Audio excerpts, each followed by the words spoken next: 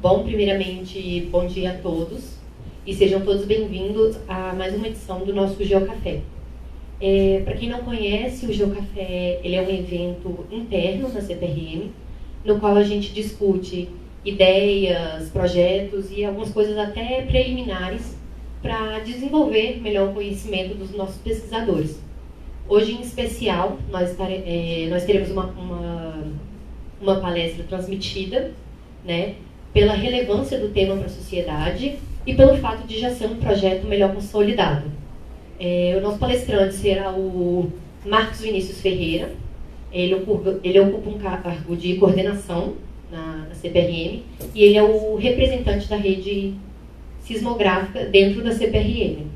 O título da palestra é Geofísica aplicada ao estudo de eventos naturais e artificiais, com exemplo da atuação da CPRM nesse cenário. Marcos. Bom dia a todos. Hoje eu vou falar sobre um pouquinho da atuação da geofísica, sobre nas suas diversas formas, nas suas diversas variações de aplicação. Mas antes de falar das atuações, de como a geofísica pode ajudar a resolver problemas ou a trazer indicações de problemas, eu vou falar um pouquinho do que é geofísica, porque nem todo mundo sabe o que é geofísica. Bom, geofísica é a ciência natural das ciências da Terra que estuda as propriedades físicas do globo terrestre e de outros planetas com processos de meios físicos indiretos. Ela utiliza de diversas metodologias para poder coletar os seus dados e fazer inferências e buscar informações sobre as regiões de núcleo da Terra, sobre questões de petróleo, sobre terremotos e sobre os diversos fenômenos naturais que ocorrem no nosso planeta. A geofísica e os seus profissionais, eles trabalham em diversas atuações dentro das ciências da Terra, desde mineração, trabalhos com relação ambiental, avaliação, geofísica forense, a área de pesquisa de óleo e gás, geofísica espacial e geofísica da Terra sólida. O geofísico também atua em todas as formas e todas as regiões possíveis que nós temos. Então nós temos trabalhos que atuam tanto na região de mar, aquática, rios, regiões com levantamentos aéreos e regiões com levantamentos terrestres. Cada um deles abordando e trazendo informações distintas com diferentes resoluções para buscar resolver diferentes tipos de problemas. A geofísica como um todo, na sua geofísica aérea, ela existem diversas metodologias. Aqui eu vou tratar algumas que a CPRM vem utilizando. Um dos métodos principais que nós temos, e os principais, são os métodos de magnetometria, gama-espectrometria, gravimetria e eletromagnética. São basicamente todos os campos e meios onde existem informações que vão trazer trabalhos que são levantados de forma aérea, e esses tipos de informações eles vão ser utilizados para o mapeamento geológico, seleção de alvos por inspeção mineral, atuação e avaliação de recursos hídricos, entre outras aplicações.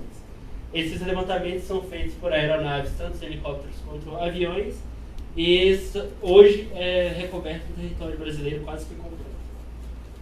Um levantamento desse, por exemplo, aqui eu trato o que nós na CPRM fazemos. Então a CPRM vem fazendo esse tipo de levantamento desde a sua década de 70. A maioria dos seus levantamentos nós temos hoje na nossa base de dados, levantamentos com espaçamentos de 2.000 metros, 1.000 metros e 150 metros de altura de voo. Esses levantamentos estão disponíveis na nossa base de dados. E basicamente todo o Brasil, a parte do cristalino, está recoberto tanto com magnetometria quanto gama-espectrometria. Entre 1971 e 2001, a CPRM executou mais de 48 projetos que recobrem uma área de praticamente 95%, 96% do cristalino brasileiro. A partir de 2004, a CPRM começou a fazer os levantamentos de alta resolução. Foram investidos mais de 188 milhões de dólares com 71 projetos que recobrem todo o território brasileiro. Aqui tem algumas fotos de aeronaves, de como isso é feito, que é um uma foto de uma aeronave que carrega um sensor de gravimetria, e esse tipo de sensor vai medir a variação na gravidade terrestre, que nós utilizaremos para poder ver como que essa variação vai influenciar questões tectônicas ou outras questões que estamos buscando dentro desse tipo de informações. Aqui eu tenho um mapa da região brasileira com todos os projetos que foram levantados. Todos esses projetos hoje estão disponíveis na base de dados e qualquer pessoa, seja pesquisador, pessoa física, pode buscar essas informações e tratar esses dados de forma gratuita e fazer o incentivo e o uso desses dados. O nosso banco de dados tem aqui o seu endereço, que pode ser acessado. Aqui são as imagens que nós trabalhamos, então aqui eu tenho a compilação dos dados magnéticos terrestres e dos dados radiométricos terrestres que são utilizados. Esse tipo de informação é utilizado pelos nossos geólogos para fazer como insumo do seu mapeamento geológico. Um breve histórico do nosso banco de dados, de quem utiliza. Então, basicamente, 25% das pessoas que utilizam são do setor privado, 34% das pessoas que utilizam esses dados são pessoas estudantes, ou seja, pessoas que fazem mestrado, doutorado, alunos de graduação das universidades ao redor do país. Professores também são outros grandes consumidores e outros tipos de pessoas físicas e pessoas jurídicas que utilizam a nossa base de dados. Ali é um histórico de quantidade de downloads por diferentes meses que mantém que esses tipos de dados são acessados ao longo de todo do ano de forma razoavelmente bastante contínua. Aqui é um dos resultados feitos por um dos geofísicos aqui da CPRM, com um resultado que pode ser feito. Então, a partir dos dados de levantamentos magnéticos, é feita a utilização de inversões e outros tratamentos para interpretação. Então, aqui eu tenho um exemplo da região da faixa Brasília, onde tem, na parte de cima, o mapeamento geológico feito em conjunto com os geólogos e com os geofísicos, e a análise e o tratamento dos dados com os dados magnéticos e uma inversão dos dados para verificação e avaliação das estruturas. Este tipo de informação é utilizado em diversos tipos de projetos, com diversas aplicações, tanto no mapeamento geral, quanto avaliações mais locais de regiões mineralizadas e regiões de interesse. Aqui é um detalhe um pouquinho mais amplo da avaliação da interpretação dos dados geofísicos e a sua relação com o levantamento, o mapeamento geológico feito nas diversas escalas que são realizadas no nosso trabalho. Além disso, aqui eu trago um exemplo também do levantamento de gravimetria terrestre, utilizando os diversos equipamentos. Todos os pontos entre 2012 e 2016, a CPRM coletou mais de 10 mil pontos de gravimetria, ou seja, 10 mil medições da velocidade da variação da aceleração gravimétrica no território. Essas informações são utilizadas para poder realçar e encontrar estruturas ou pequenas variações ou fazer modelagem da crosta e do seu manto superior. E este tipo de informação é fundamental para o entendimento das partes profundas da Terra. Uma outra trabalho que os geofísicos que foi realizado pelos geofísicos da CPRM, foi uma contribuição na parte de geofísica forense, onde foi feito um trabalho com GPR para a busca de túneis que estavam sendo ocorridos num presídio no interior do Pará. Então, além de mapeamentos e outras aplicações de recursos minerais, nós temos aplicações bem mais diretas que a gente atua nesse caso, que são exemplos de fotos dos túneis encontrados dentro do presídio. Um outro caso que teve muita contribuição da geofísica foi o caso recente dos afundamentos que vem ocorrendo na região de Maceió, onde foi utilizado diversas metodologias de GPR, eletroreatividade, gravimetria, monitoramento sísmico, entre outros, para poder contribuir e tentar encontrar as soluções do que vem ocorrendo no caso, onde foi um trabalho em conjunto com os profissionais da geofísica, os profissionais da hidrologia e geotecnia e da avaliação de risco para poder fazer e conseguir encontrar e trabalhar um caso desse tipo. Além disso, eu falei que a geofísica trabalha com os fenômenos naturais da Terra. Então, um desses fenômenos são os terremotos. No mundo como um todo, é muito comum ouvimos as destruições, ou as causas e os danos que ocorrem de eventos sísmicos ao redor do mundo. E muitas vezes as pessoas perguntam se existe terremoto no Brasil.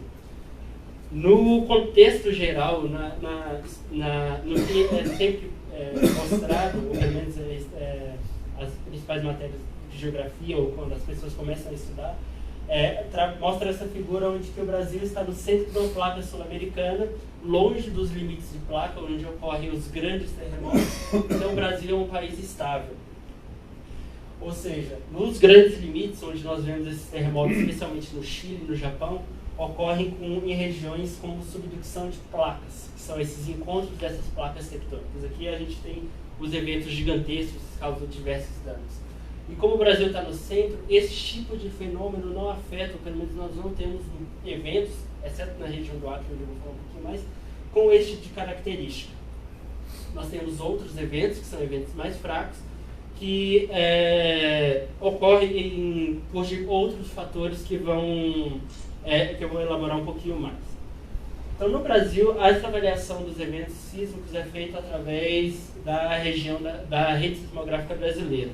A Rede Sismográfica Brasileira é um esforço de diversas instituições, no caso aqui o Observatório Nacional, a USP, a UNB, a UFRN, a CPRM como financiadora, juntamente com a primeira que foi a Petrobras, instalaram mais de 84 estações que estão distribuídas por todo o território nacional, registram eventos, registram todo tipo de vibração que ocorre nessa região, nas regiões dessas estações, e esses dados são coletados 24 horas por dia e transmitidos por todas as instituições para serem feitas análises.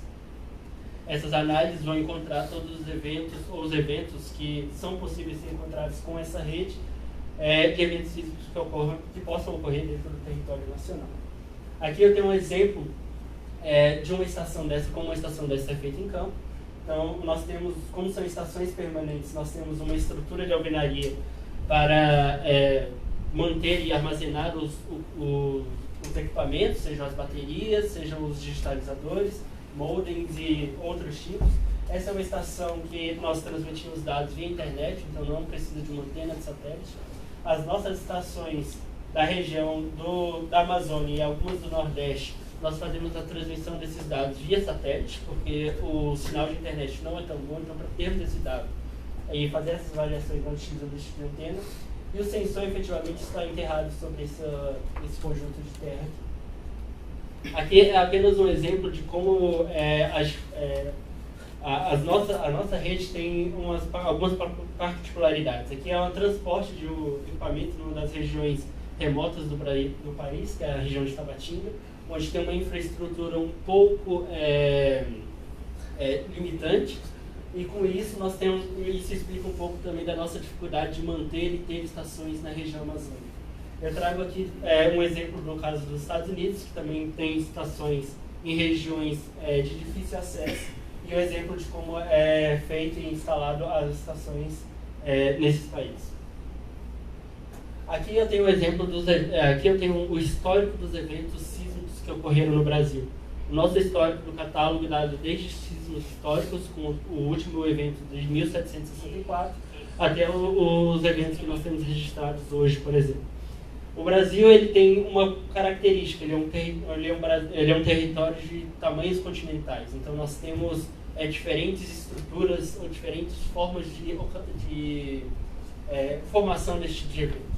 Na região do Acre, é uma região que está próxima da região dos Andes, então é uma região onde nós encontramos eventos fortes, porém eventos muito profundos, que são ocasionados devido à subducção da placa de Nazca, que está aqui no Chile, que mergulha profundamente aqui, e aqui nessa região ela vai ocorrer eventos na casa dos 500, 600 quilômetros de profundidade. Então, embora seja a região onde tem os eventos com maior magnitude encontrados no território, são eventos que as pessoas sentem, mas não causam nenhum tipo de danos devido a essa profundidade. Mas é uma região com características de eventos diferenciados no território. Nas outras regiões, nós temos as regiões do Nordeste, onde tem eventos que são ocasionados por diversas reativações de falhas que já são mapeadas no território, ou flexura crustal, ou outros eventos que ocorrem que vem ocorrendo no território, como por exemplo a região de Minas, que é uma região que também tem uma sismicidade relativamente bastante alta, a região da faixa Brasília, que o pessoal conhece, que é uma região que está entre o Nordeste e a região amazônica, no caso da região do Crato Amazônico, que é uma região de faixa móveis, e nós temos esses eventos dentro dessa região. Nosso evento mais antigo é esse de 1724, e no Brasil o maior evento sísmico em território, exceto os eventos ocasionados pela subducção da placa de Nazca, foi o evento de 6.2 na Serra do Tombador, em 1955, no Mato Grosso. Aqui é um mapa um pouco mais limpo, com os principais eventos, os eventos maiores, com os maiores eventos que ocorreram no território brasileiro. Então, os eventos com maior magnitude no território ocorreram em 55, esses de 6.1 e 6.2, tanto no litoral de Vitória quanto na Serra do Tombador, e nós temos os outros maiores eventos, como esses eventos de 5, que ocorreram em diversas regiões. O evento mais catastrófico, no sentido que teve um maior impacto à população, foram os eventos que ocorreram na região de João Câmara, na década de 80, onde a cidade praticamente teve êxodo da cidade, teve um impacto gigantesco que ocorreu naquela região dentro dessa época. É uma região que é ativa, uma região com falhas, que tem esses eventos, porém, eventos grandes como esse não ocorreram desde a década de 80, apenas outros eventos pequenos, como, por exemplo, alguns eventos que ocorreram na semana passada. O histórico de sismicidade brasileira, baseado nas regiões, está muito relacionado ao histórico de instalação das estações no Brasil.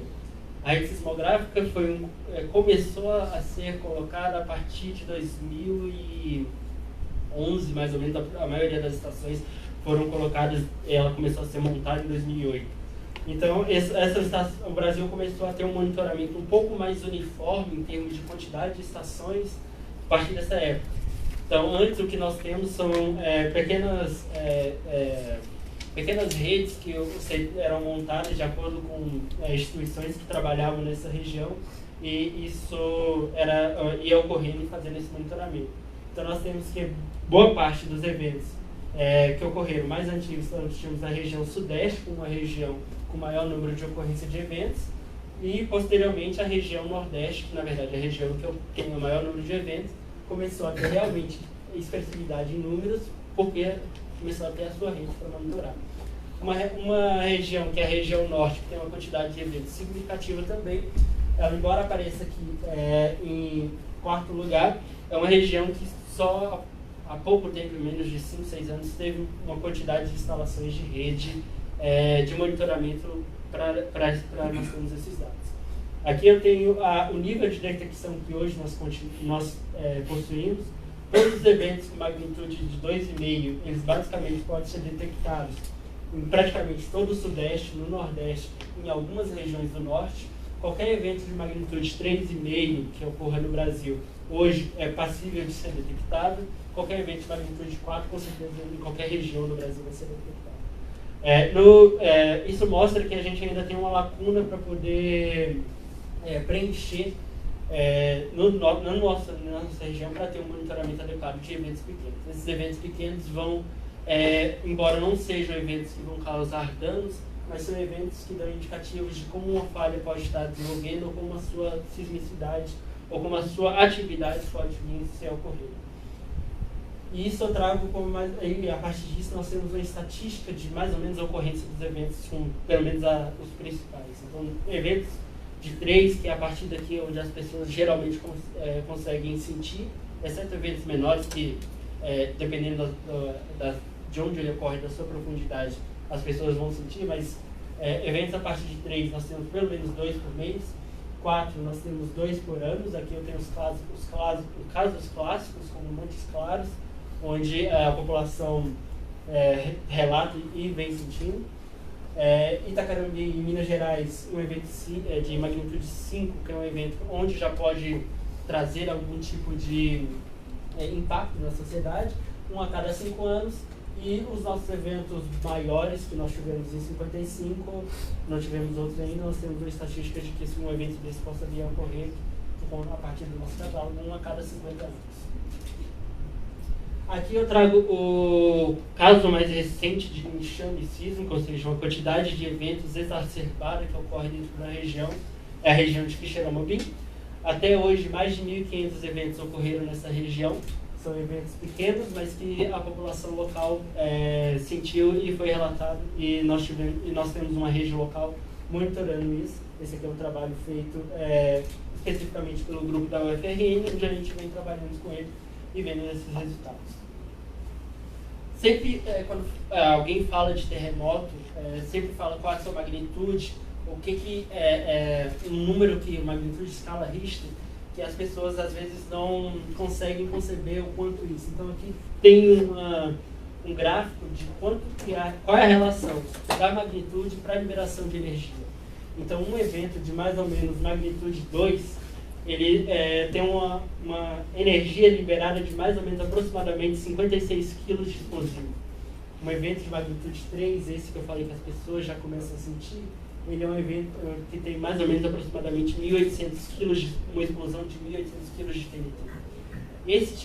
Essa escala é uma escala exponencial. Quanto maior um grau de magnitude, o impacto é muito maior. Então aqui nós temos um evento de magnitude 4, que já estamos falando em torno de 56 mil toneladas de explosivo. E aqui nós já temos os casos dos eventos brasileiros. Então de Montes Claros, em João Câmara, por exemplo, o evento de João Câmara nós estamos falando de 1,8 milhões de toneladas de explosivo. E aqui alguns eventos mais clássicos, como o Codajás, que ocorreu na Amazônia, e o evento nosso, o maior, no caso o de Serra do Escambau, é 56 milhões de toneladas de explosivo. Um megaton, quando o pessoal fala em termos de bombas nucleares, o pessoal fala em megaton. Então aqui nós estamos falando de algo em torno de 56 megatons. E quanto maior a magnitude, isso vai também exponencial. Não só eventos sísmicos a nossa rede capta. Por ser uma rede que nós trabalhamos com o fenômeno de vibrações, qualquer tipo de vibração que seja possível de afetar o meio, nós conseguimos detectar.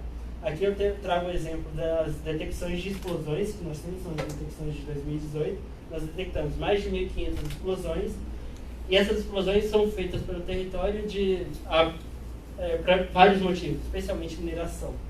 Por ser esse o principal motivo, nós temos que a maioria das explosões ocorre em Minas Gerais, que é um grande setor mineiro brasileiro. E esse tipo de trabalho nós também avaliamos e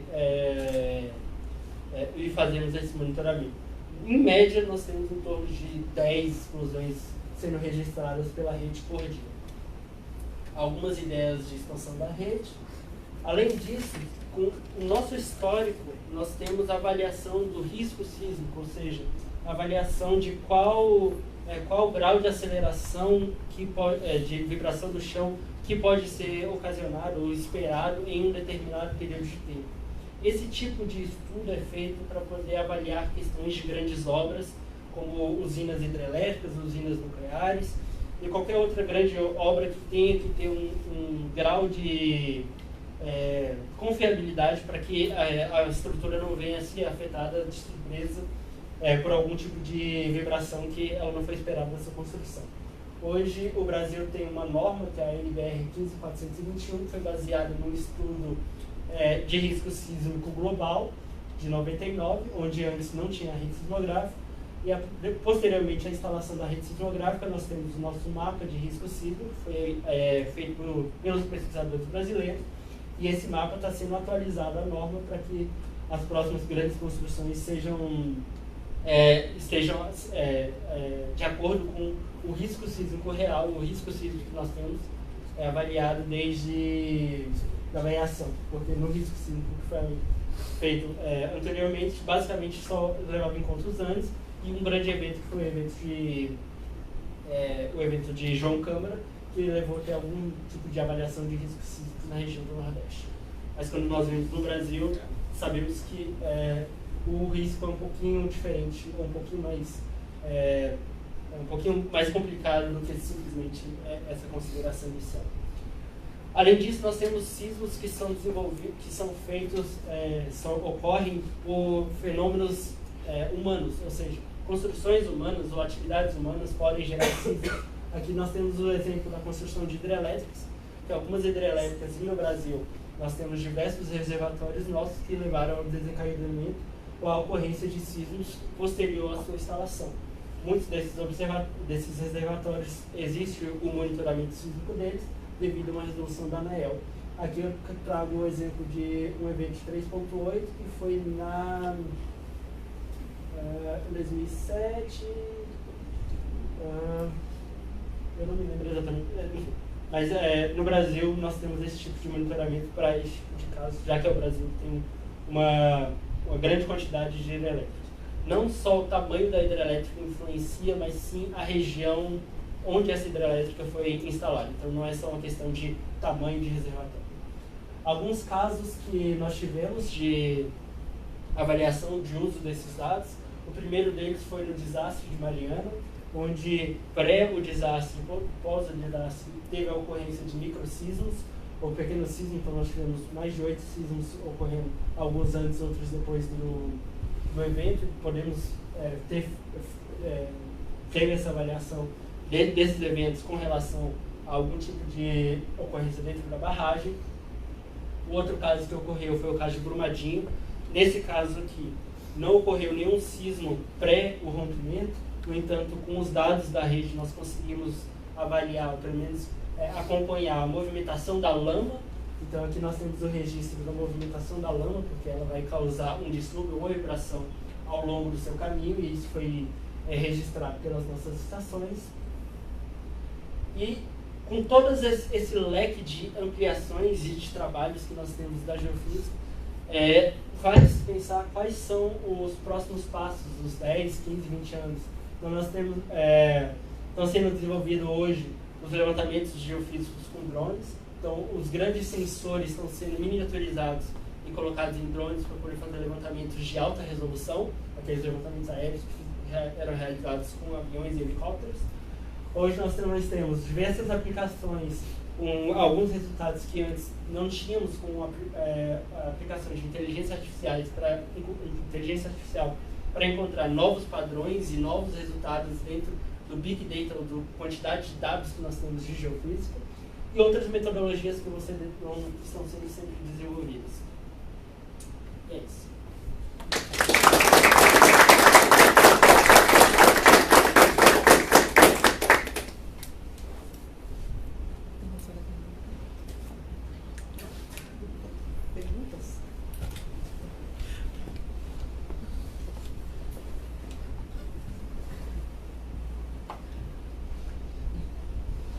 Bom dia a todas e a todos. Eu quero aqui parabenizar o Marco, em nome de toda a diretoria da CPRM, principalmente da nossa diretoria, que está afeita aos fenômenos provocados pela natureza. E nós assistimos aqui que está ocorrendo esse desequilíbrio da plataforma brasileira de uma maneira geral. São sismos ainda relativamente pequenos, de pequena intensidade, em torno aí da sua maioria em torno de 1,5 a 2,5 da escala Richter. E isso aqui é um assunto novo, mas é um assunto que ele vem se somar a outras metodologias geofísicas que nós já estamos avançando com as suas metodologias. Tá? Muito obrigado. O presidente quer fazer pergunta? Posso falar? Por favor. Também está calor aqui no doutor Luciano. Presidente. Ele esquentou? Então a gente tem que aproveitar o calor Nós para estamos passar para transmitindo via Facebook, tá? Eu primeiro quero cumprimentar todo o grupo da casa aqui por essa iniciativa. Achei espetacular. Está sendo feito aqui de fazer esse geocafé. não tive a oportunidade de participar de outros eventos anteriores. Né? Eu tive uma série de viagens para fazer, geralmente nas quinta-feiras a gente está fora aqui no Brasil. Mas quando eu tive a oportunidade hoje, eu achei muito importante poder participar. Primeiro para conhecer o que é isso, né? De sismologia. Né? Tem que evitar andar em alguns lugares aí que tem a terremoto. Mas eu não vou para o Japão, não vou lá para os Estados, não vou lá para a Califórnia, né? Doutor Iti, lá tem um negócio que estou esperando lá um terremoto para destruir a Califórnia em qualquer momento, o que eu vou fazer lá? Mas então eu acho isso muito bom. Primeiro, como brasileiro, porque eu estou conhecendo esse negócio aqui importantíssimo. Um trabalho importantíssimo que está sendo feito pela CPRM aqui, junto com outras instituições. Segundo, pelo desempenho dos nossos profissionais. Eu tenho aqui a exposição feita aqui pelo Marcos Ferreira aqui, foi muito educativa, muito própria. Então, isso para mim é importantíssimo, pela minha cultura, pelo meu conhecimento. Está conhecendo isso, poder ajudar mais um pouco naquilo que eu posso ajudar nas atividades da empresa. A participação aqui se complementa essas informações.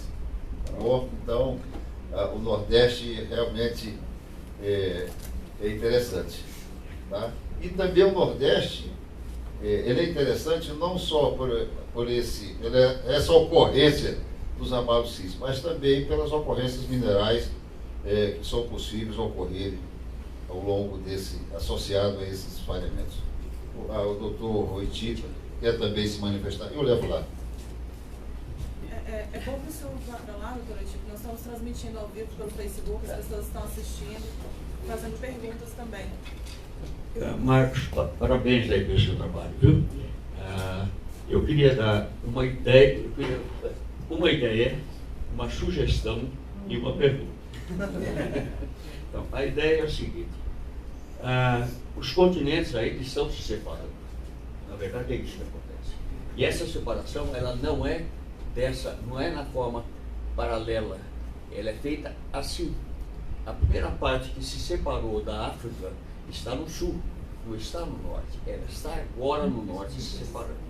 Então, na minha opinião, a ocorrência de sismos maiores no Nordeste, lá tem realmente os falhamentos, mas é muito em função dessa separação, que é milimétrica, mas que ela ocorre, já está comprovada, e está ocorrendo essa separação. Essa é a primeira ideia. A segunda é uma sugestão aí para o Dr. Bacelar. Nós conversamos sobre a possibilidade do CT mineral, do fundo de mineração, que é obrigatório por lei o depósito a partir do percentual da CEFEM, que é cobrada de todas as empresas de mineração. Se tiver um projeto muito bem feito, principalmente se for associado com as universidades do Rio Grande do Norte, que é especializada nessa área, e da própria Alagoas, é possível que se consiga esses recursos que estão sendo necessários aí do senhor, através do CT Mineral. Basta uma encomenda do ministro à FINEP, citando da onde do dinheiro, CT Mineral. Isso já está depositado lá. Ela está na FINEP. Então não tem como fugir. Essa ideia. E é um fundo que só pode ser utilizado com essa finalidade. Pode, claro, o CT Mineral para isso, como o CT Mineral para o carvão também, para bioterras raras lá. A outra é uma pergunta. Há uns 15 anos atrás, ou 20 anos atrás, eu ouvi dizer que havia um convênio com o Canadá para ser feito uma gravimetria aérea no Nordeste, voltado para a questão de águas. Mas eu nunca soube do resultado disso, se é que existiu realmente esse levantamento, sabe? Teve um projeto que foi PB o Projeto Brasil Canadá, que teve os levantamentos que eu conheço, para mim, são os levantamentos de MAG que nós temos aqui na nossa base. São os levantamentos de 1000 metros, se não se enganar. Então nós temos alguns dos nossos levantamentos aéreos de espaçamento maior, não de alta resolução, mas foram feitos no convênio 2. Mas foi feito de gravimetria? A ideia era gravimetria aérea. Eu até estranhei, porque eu nunca tinha ouvido falar em O levantamento de gravimetria que a gente tem é um levantamento que foi realizado pela CPRM na região de Carajás, que é um levantamento que foi feito. Não, eu digo no Nordeste, eu vi essa. Não se tem, eu não talvez vale a pena investigar isso aí. Vai lá no CT Mineral, hein? Vamos lá. Vamos atrás desse recurso.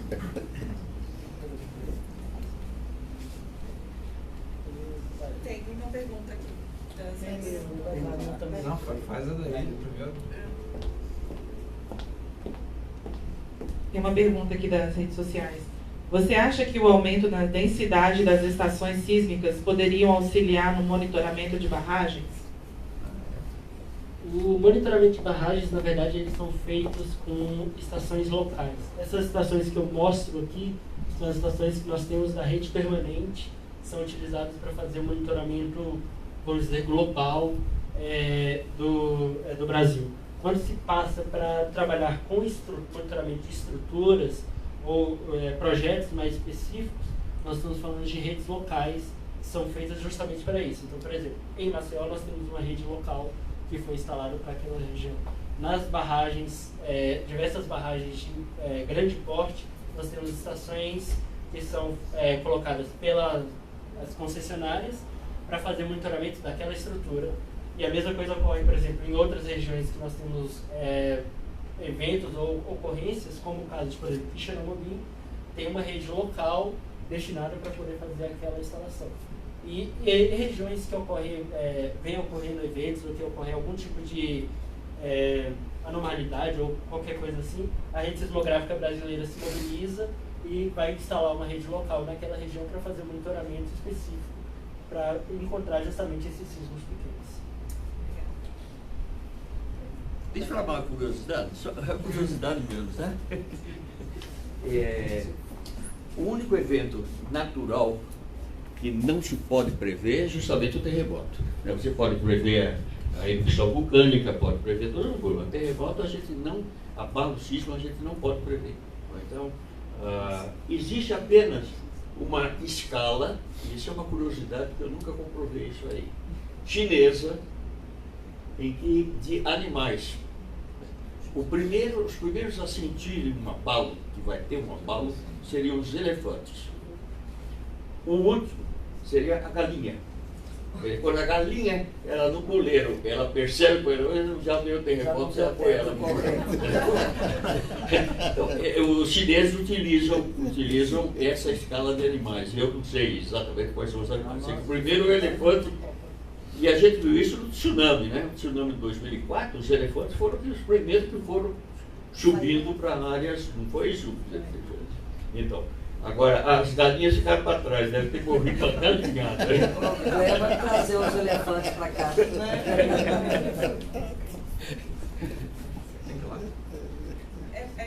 Dario, se puder, porque as pessoas estão assistindo. Até essa questão que o doutor Iti falou, o doutor Iti acabou de colocar também, quando eu trabalhava com risco geológico, quando aconteceu os episódios lá em Friburgo, acho que parece que tem 600 pessoas desaparecidas ainda, né? Lá o pessoal comentou que os cachorros todos começaram a correr, sair das casas antes do acontecimento, né? E ficou, depois que teve todo o episódio, né? Ficou muitos cachorros de raça, cachorros, né? Todos sem dono, correndo na rua e tiveram que adotar os cachorros. Então, eles sentiram realmente o movimento antes de acontecer. Isso realmente aconteceu. Sobre a pergunta, pode voltar uns... Volta mais. A pergunta é sobre a conexão de política pública. Volta mais um. Aquele que você fala sobre um mapa. Tem um mapa de sismos que vão auxiliar na questão das infraestruturas, das hidrelétricas, de risco isso. Mapa de risco sismológico, né? Isso, esse aí. Volta. Isso aí. Então, a pergunta é super simples. Eu entendi você dizer, então, que os entendimentos, esse tipo de material que vai ser gerado na rede, ele vai alimentar os planos decenais de expansão de energia elétrica. Por exemplo, seria uma coisa assim? Esse mapa está sendo atualizado a NBR, que é uma norma de construção para grandes obras, uma norma de construção civil. E essa norma é utilizada na construção dessas grandes obras, como hidrelétricas e outras obras, como barragens de estrada, qualquer grande obra eles utilizam as normas e... Exatamente, ou para poder saber que aqui, no caso, você tem a aceleração gravitacional, a aceleração esperada para o chão dentro de um determinado período. O mapa de período que vai ser utilizado vai depender da obra. Por exemplo, uma usina nuclear precisa de um mapa para mais de 500 anos, por causa dos resíduos. Para outras, varia, 50 anos, 100 anos, enfim. E esse tipo de informação de quanto de aceleração é esperado para aquela região que conhece, dado que você conhece, você consegue construir dentro da engenharia obras que possam ou suportar ou que vão ter vão amenizar esse tipo de divulgação, esse tipo de coisa.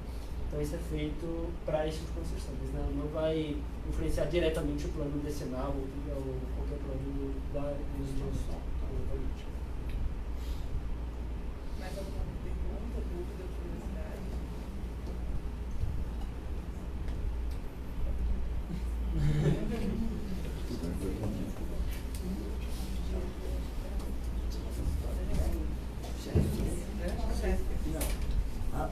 Eu acho que a chefe já está comendo.